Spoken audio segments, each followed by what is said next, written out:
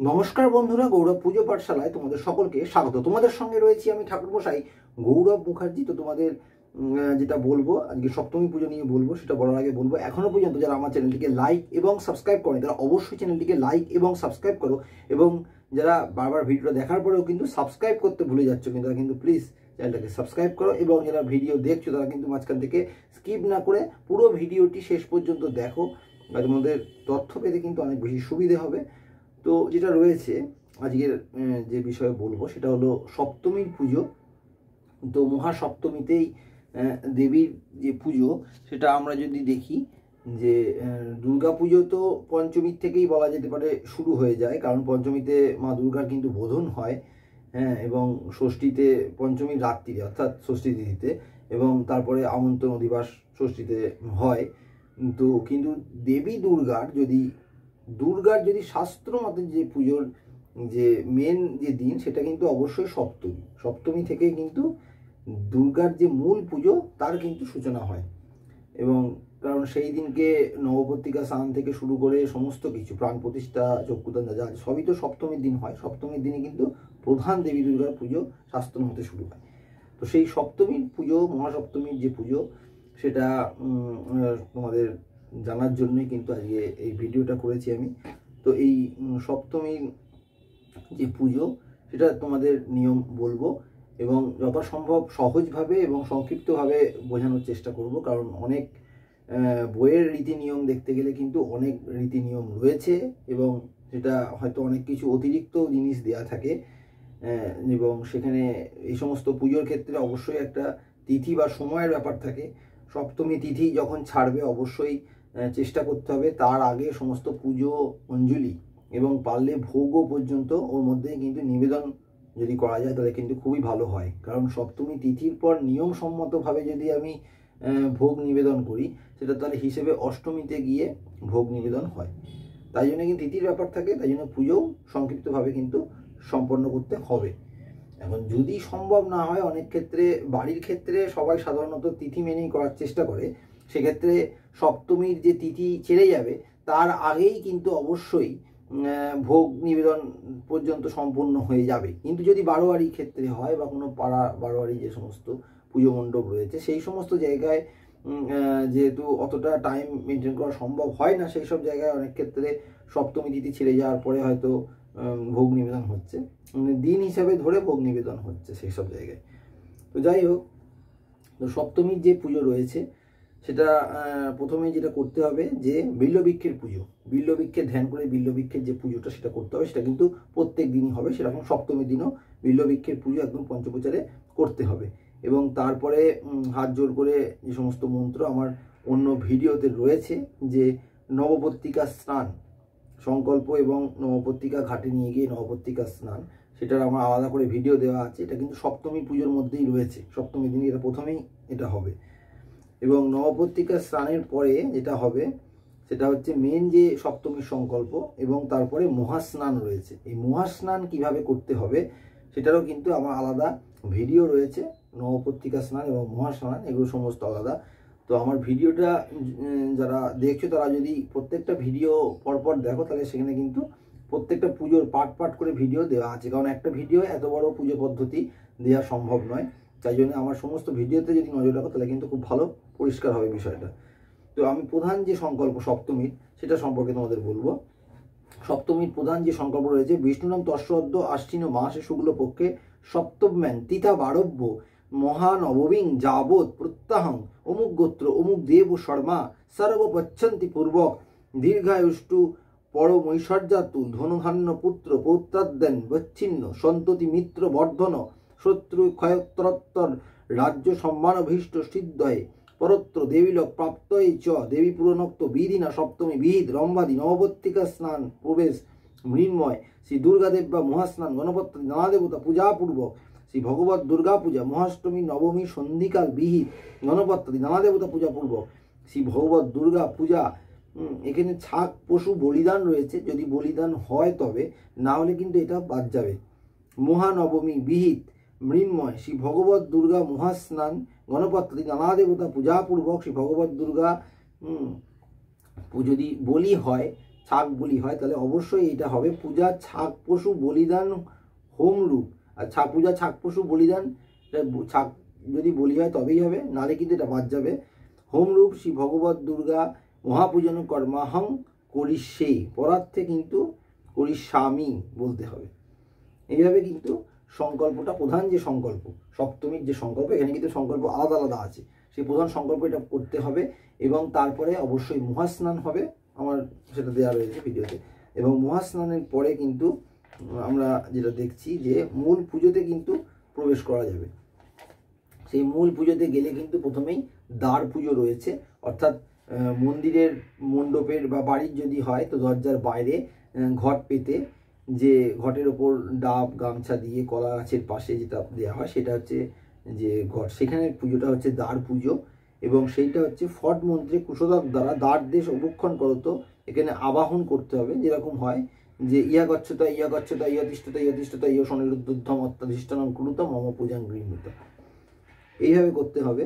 এবং তারপর গন্ধপুষ্প দ্বারা এতে গন্ধে পুষ্পে গাং গণেশায় নমো, ওং বিঘ্নায় নমো, ওং গঙ্গায় ওই নমো, ওং জাং যমুনায় ওই নমো, ওং দ্বার দেবতাভ্য নমো, এইভাবে একত্রে কিন্তু দ্বার পুজো করতে হবে। এটা যে করতেই হবে এমন কোনো ব্যাপার নেই, এটা যে সমস্ত মণ্ডপে বাইরে এরকম ঘট পেতে দেওয়া হয় সেটা সেসব জায়গাতেই হবে। সব জায়গাতে বা অনেক জায়গায় পারিবারিক বিধি নাও থাকতে পারে, সব জায়গাতে করতে হবে, এটা কোনো মানে নেই।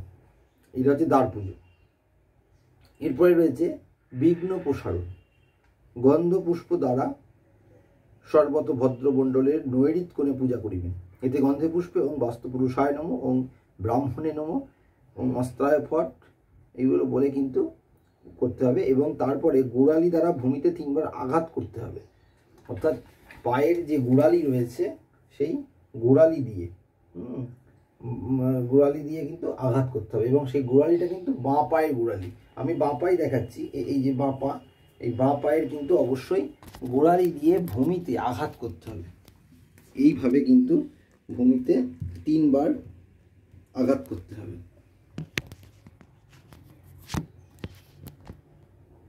এইভাবে কিন্তু অবশ্যই পুজোটা করতে হবে। তো এটা প্রথম রয়েছে। এবং এইটা করার পরে অবশ্যই মাস ও ভক্ত বলি, এটা সমস্ত পুজোতেই, যদি কালী পুজোও দেখি সমস্ত পুজোতেই আছে। ওং ভূতাদা ইয়া গচ্ছতা ইয়া গচ্ছতা ইয়া তিষ্ঠ ইয়া তিষ্ঠ শনিত অত্যাধিষ্ঠান ক্রুত মম পূজাং গৃহীত। এরপরে মাস ভক্ত বলি অর্চনা মাস ও ভক্ত বলায় নমো, এরকম 3 বার বলতে হবে। এবং মাস ভক্ত বলিটা অবশ্যই মাসকলাই, দই, আতপ চাল ইত্যাদি দিয়ে কিন্তু একটি কোনো বেল পাতা বা কিছুর ওপরে করে এটা করতে হবে। এবং মাসভক্ত বলায় নমো 3 বার। তারপরে হচ্ছে এতে গন্ধে পুষ্পে দধিপতায় দেবায় শ্রী বিষ্ণবে নমো বলে নারায়ণকে কিন্তু পুষ্প দিতে হবে। এবং তারপরে এতে সম্প্রদানায় এবং ভূতাদিভ্য নমো বলে এটা কিন্তু উৎসর্গ করতে হবে। এবং তারপরে যেটা করতে হবে যে ওং ভূতা প্রেতা পিশাচাশ্চ, যে বসন্তন্ত্র ভূতলে তে গৃহ্ণ তোমাদত্ত বলি যে প্রসারিত পূজিত গন্ধ পুষ্পাদ্বৈর বলি পিতস্ততা দেশা দশমাত বিনিশ্চিত পূজাং পশ্যন্ত মত কৃতম, এই বলে কিন্তু করতে হবে। অনন্তর ওং ভূতাদয় ক্ষমাদ্যম বলে 1 গণ্ডূষ কিন্তু জল দিতে হবে। এইভাবে কিন্তু এটা সম্পন্ন করতে হবে। এবং এটা হয়ে যাওয়ার পরে ভূতাদিব্য এটা হয়ে গেল। এবং তারপরে কিন্তু চক্ষুদান, প্রাণ প্রতিষ্ঠাগুলো কিন্তু করতে হবে। তো চক্ষুদান হচ্ছে যে বিল্লপত্রে প্রথমে ঘৃত দ্বারা কজ্জল করতে হবে, কজ্জল করিয়া তারপরে আগে অগ্রে কিন্তু অবশ্যই দক্ষিণ নেত্র, পরে কিন্তু বাম নেত্র, এবং স্ত্রী দেবতার অগ্রে কিন্তু বাম নেত্র, পরে দক্ষিণ নেত্র দিয়ে কিন্তু কাজল করে অবশ্যই হচ্ছে যে যেটা করতে হবে যে চক্ষুদান করতে হবে। তো এখানে সমস্ত দেবতা দুর্গা থেকে শুরু করে যারা রয়েছে প্রত্যেকে কিন্তু চক্ষুদান করতে হবে। চক্ষুদানের নিয়মটা হচ্ছে এরকম যে ছেলেদের ক্ষেত্রে ডান চোখ আগে, বাঁ চোখ পরে, মেয়েদের ক্ষেত্রে তার ঠিক উল্টোটা। এবং দুর্গার ক্ষেত্রে অবশ্যই আগে ঊর্ধ্ব চোখ, ঊর্ধ্ব তারপরে বাঁ তারপরে ডান। ছেলেদের যদি 3টে চোখ হয় তাহলে আগে ঊর্ধ্ব তারপরে ডান তারপরে বাঁ, এইভাবে হবে। ঊর্ধ্ব নেত্রে কি বলতে হবে? ওং কয়ান চিত্র আভুক দ্যুতি সদা বৃধ সখা কয়া শচিষ্টয়া বৃতা। দক্ষিণ নেত্রে ওং চিত্তং দেবানা মুদ গাদ নিকং চক্ষু মিত্রস্য বরুণ সাগ্নে আপ্রাদাব্য পৃথিবী অন্তরিক্ষং সূর্য আত্মা জগৎস্থ বাম নেত্রে এবং আপ্যাস সমেতুত বিশ্বত সোম বৃষম ভবাজস্য সঙ্গতে। এইভাবে কিন্তু সমস্ত দেবতার দেবীদের কিন্তু চক্ষুদান এবং প্রাণ প্রতিষ্ঠা কিন্তু করতে হবে। তো আমি একটা জিনিস বলবো, সংক্ষেপে যদি এগুলো ছাড়াও সংক্ষেপেও করা যেতে পারে, তাহলে সেটা হচ্ছে ওং দেবী দুর্গা ঊর্ধ্ব নেত্রু কল্পয়ামি, ওং দেবী দুর্গা বাম চক্ষু কল্পয়ামি, ওং দেবী দুর্গা দক্ষিণ চক্ষু কল্পয়ামি। এইভাবেও কিন্তু সংক্ষেপে করা যেতে পারে। যে দেবতা তার নামে ঊর্ধ্ব চোখ, বাম চোখ না ডান চোখ সেটা বলে বলে করতে হবে। যদি গণেশ হয়, গণেশের বলতে হবে যে ডান চক্ষু কল্পয়ামি, দক্ষিণ চক্ষু কল্পয়ামি, বাম চক্ষু কল্প, এইভাবে কিন্তু হবে। তো দিয়ে এই হচ্ছে যে চক্ষুদান হবে এবং তারপরে হচ্ছে প্রাণ প্রতিষ্ঠা প্রত্যেকের করতে হবে। এখানে কার্তিক, গণেশ, লক্ষ্মী, সরস্বতী, মহাসিংহ, মহিষাসুর এবং নাগপাশ প্রত্যেকে কিন্তু চক্ষুদান করতে হবে। তারপরে প্রাণ প্রতিষ্ঠা। প্রাণ প্রতিষ্ঠা তো আমরা জানি যে ওং আং হিং ক্রং জং রং লং বং সং জং সং হোং হংস দিয়ে তারপরে হচ্ছে শ্রী ভগবত দুর্গা প্রাণা ইহ প্রাণা, ভগবত দুর্গা জীব ইহ স্থিত সর্বেন্দ্রিয়ানি ইহ স্থিতানি ব্রাহ্মণ চক্ষুস্তক শত ঘ্রাণা প্রাণা সুখং চিরং তিষ্ঠন্তু স্বাহা। এই বলে কিন্তু দুর্গার হচ্ছে। এবং দুর্গার পরে বাকি যারা সমস্ত রয়েছে লক্ষ্মী, গণেশ প্রত্যেকে, মহিষাসুর, সিংহ প্রত্যেকে কিন্তু প্রাণ প্রতিষ্ঠা করতে হবে। এবং তারপরে কিন্তু যেটা করতে হবে, বিজয়সার্গ স্থাপন করতে হবে এবং পিঠ পুজো করতে হবে। পিঠ পুজো করার পরে এবার দেবতাগণের কিন্তু প্রত্যেকের প্রাণ প্রতিষ্ঠা হয়ে গেল এবং তারপর পঞ্চদেবতার পুজো হবে। গণেশ আদি পঞ্চদেবতার পুজো, অর্থাৎ গণেশ, নারায়ণ, শিব, জয় দুর্গা এবং সূর্য ঘটে কিন্তু পঞ্চদেবতার পুজোটা হবে। এবং তারপরে যেটা রয়েছে যে প্রধান পুজো, অর্থাৎ দেবী দুর্গার যে ধ্যান, সেই দেবী দুর্গার ধ্যান করে মস্তকে ফুল দিয়ে এবারে কিন্তু ষোড়শ প্রচারে পুজো হবে। কি কি হবে? স্বাগত, পাদ্য, অর্ঘ্য, আচমনীয়, মধুপর্ক, পুনরাচমনীয়, স্থানীয় বস্ত্র, আভরণ, গন্ধ, পুষ্প, ধূপ, দ্বীপ, নৈবেদ্য, অঞ্জন, ফলমূল, পুনরাচমনীয় রয়েছে, পানীয় জল, তাম্রুল, অষ্টোত্তর শত দুর্বা, শ্রীফলপত্র, বেলপাতা, পুষ্পমাল্য অর্থাৎ ফুলের মালা ইত্যাদি সমস্ত সহকারে কিন্তু ষোড়শ প্রচারে যে পুজো হয় সেই পুজো কিন্তু দেবীর এরপরে কিন্তু আছে।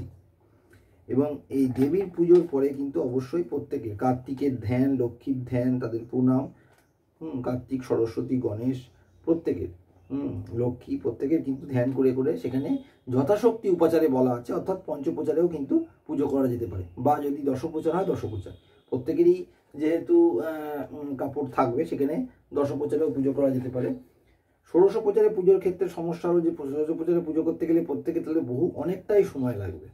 এবার তিথি নির্ঘণ্ট মেনে কিন্তু সেক্ষেত্রে করা সম্ভব হবে না। তাই জন্যে দশপ্রচার এবং তার সাথে অবশ্যই বস্ত্র দিয়ে পুজো করা যেতে পারে উপাচারে। এবং মহিষাসুরের ধ্যান করতে হবে, মুশিকের ধ্যান করতে হবে, মুশিকের প্রণাম, এইভাবে কিন্তু প্রত্যেকের পুজো হবে। এবং নবপত্রিকারও পুজো করতে হবে, আবরণ পুজো, ইন্দ্রাণী দিকপাল পুজো এবং শেষে অবশ্যই দুর্গা স্তোত্রম করতে হবে। এই হচ্ছে পুজো পদ্ধতি। এবং তারপরে সেখানে আরতি হবে, আরতির পরে অবশ্যই পুষ্পাঞ্জলি হবে। এবং হোমের যে বিষয়টা যেটা রয়েছে দুর্গা পুজোয়, সেটা অবশ্যই নবমীর দিন কিন্তু হোম হবে, কারণ অন্য যে কোনো দিনে কিন্তু হোম হয় না। সপ্তমী বা অষ্টমীতে কিন্তু হোমের কোনো ব্যাপার নেই, হোমটা কিন্তু নবমীর দিনকে হবে। তাই জন্য এখানে কিন্তু সপ্তমীর পুজোতে পুজোর পরে আরতি এবং অঞ্জলি আছে। আর আরতির আগে অবশ্যই নিবেদন তো হবেই। এবং দুর্গা স্তোত্রম পুজোর একদম শেষে কিন্তু দুর্গা স্তোত্রমটা করতে হবে। তো এইভাবেই সপ্তমীর পুজো করতে হবে। এবং আমি তোমাদের সংক্ষিপ্ত পদ্ধতি বললাম সহজভাবে। তো আশা করি যারা দুর্গাপুজো এবছর করছো এবং যারা জোগাড় টোগাড় করবে প্রত্যেকের ক্ষেত্রে কিন্তু এগুলো জেনে রাখা দরকার। এবং আজকের ভিডিওটা সবার ক্ষেত্রে খুবই কার্যকরী হবে।